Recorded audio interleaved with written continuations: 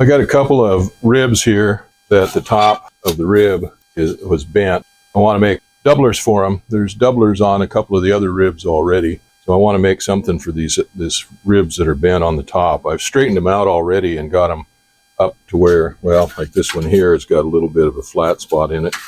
And I just bent them up a little bit like that. That one's pretty beat up. Probably why it was taken off. Anyway, I've got this rib here that was a takeoff that a friend gave me. My wife has just been using it for a dream catcher up at the house. I thought I'd use it for a pattern. So I've got some aluminum here that I've pulled out of my scrap bin. Anyway, what I was figuring on doing was if I laid this aluminum out like this and then just drew the arc of that on that piece of aluminum, and I can cut that out, and that would hang down as a flange underneath there. That would rivet it onto this flange right here. As an added thing, I think what I'm going to do is bend a 90 on these, so there's a little flange kicking out on that to add a little bit more rigidity to that. I don't need that piece that long. I only need it to go between these braces right here. Let's see what happens here.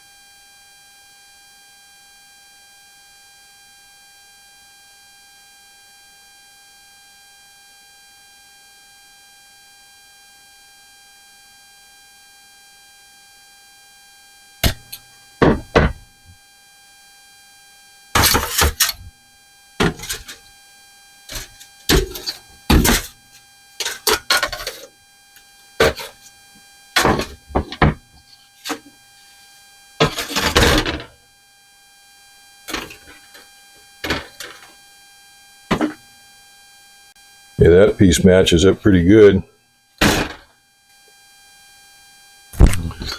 I'll put this in the brake.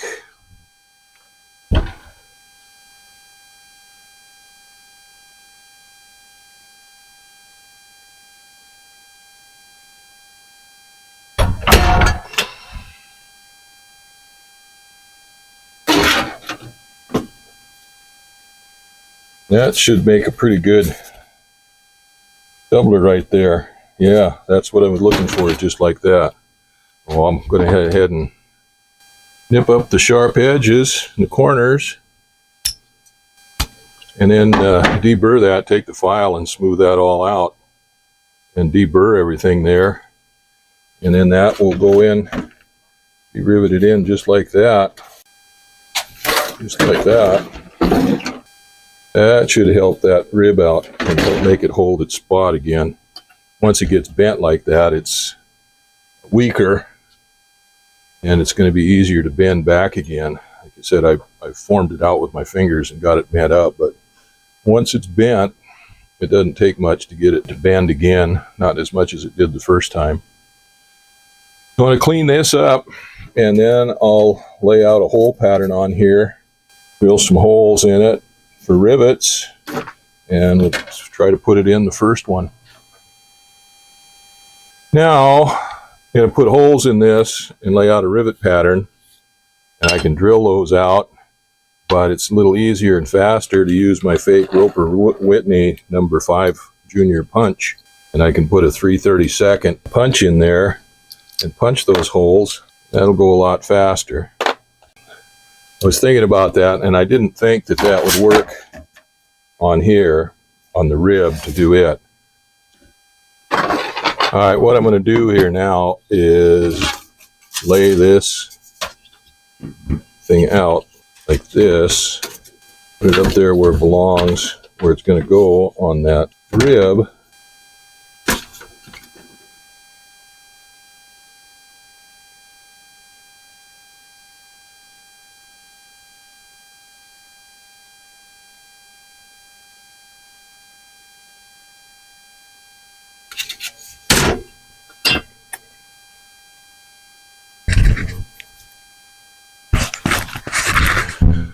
Now I want my rivet line probably to be about halfway between these two right here, because I don't want the rivets coming too close to the edge on this flange right here. Now I'm going to measure the distance in that web there. That is 0.3 of an inch. If I make that 1.5 of an inch, it put me right close to the center of that. Go like this on this side.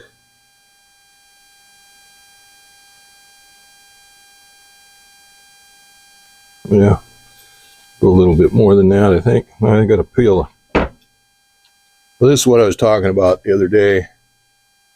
This new aluminum comes with a plastic, or sometimes it's paper, but anyway, a protective coat over it.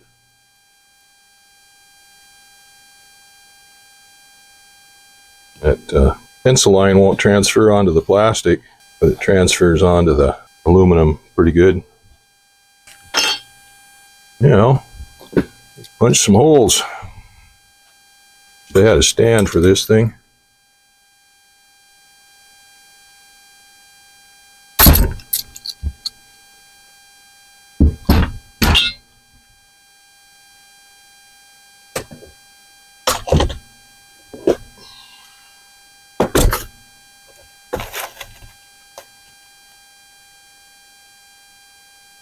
Here's a 3/32 rivet.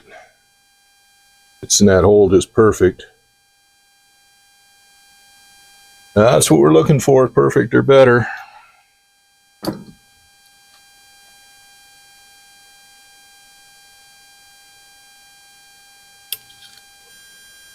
All right, those holes are punched in there.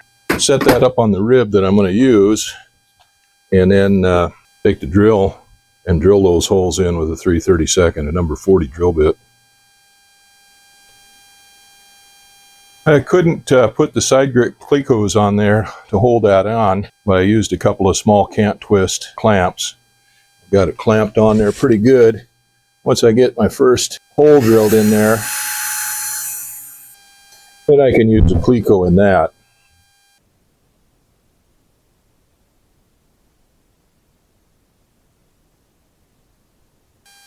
That hole will work. Use my finger for a backup there. I got to make sure that I don't drill through it. That's not fun when that happens. I'm going to take that off of there and make sure and get all the chips out from between the doubler piece and the rib. Okay, I need to deburr those holes there, maybe. I think my countersink will work in there. I don't think there's enough room. No, not enough room.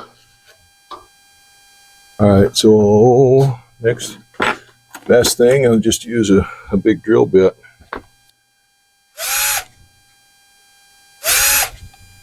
I've stripped plastic protective coating off of both sides of that piece of aluminum now. I could go ahead and nail that on there, rivet that on there right now the way it is. But I'm not going to do that. I went to town and got me a fresh can of zinc primer.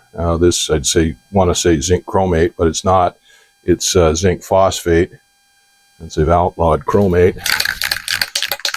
And of course, it doesn't work as well as zinc chromate. But anyway, I took the plastic wrap off of that piece, and I wiped it down with some acrylicline to make sure that it didn't have any dirt or anything on it, or oil on it, finger oil or anything like that.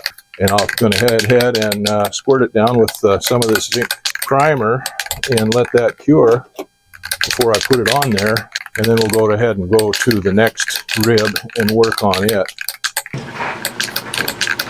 Rivet pattern here, there we go.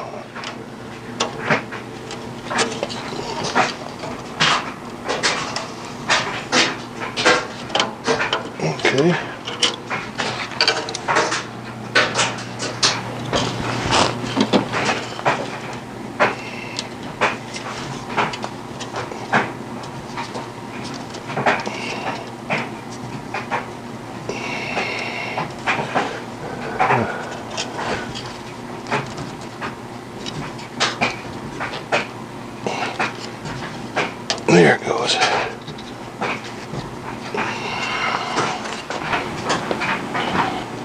Okay, there it went.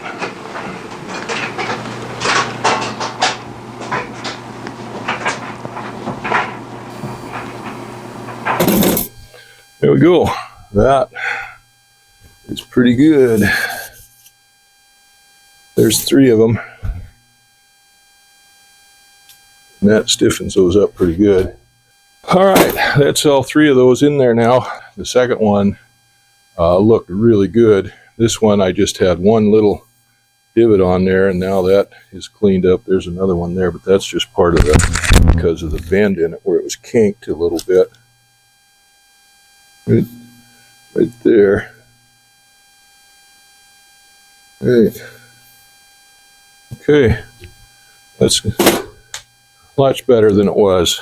Much better than it was.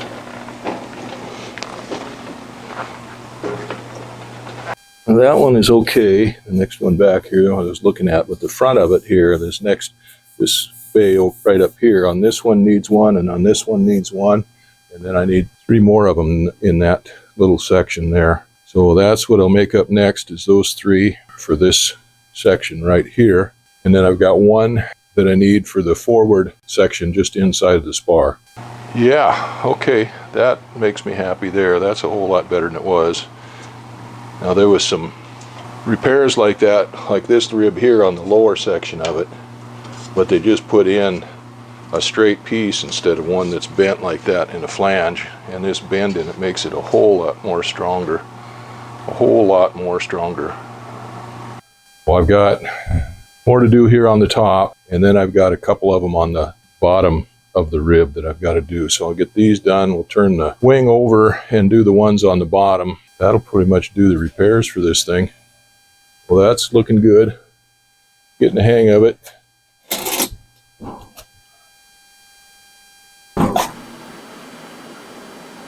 I just finished putting those doublers on the wing rib, the new ones here. I put the 3 on last night for back on that aft center section of the ribs. There are the 3 ribs that needed the support there.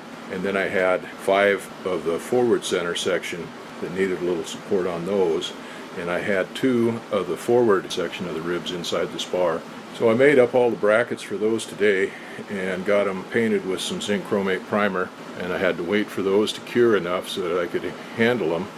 Saturday night, it's, what is it, March 16th? Yeah, March 16th, I think, Saturday night. Yeah, tomorrow's March 17th on Sunday, St. Patrick's Day. It's my grandson's 18th birthday.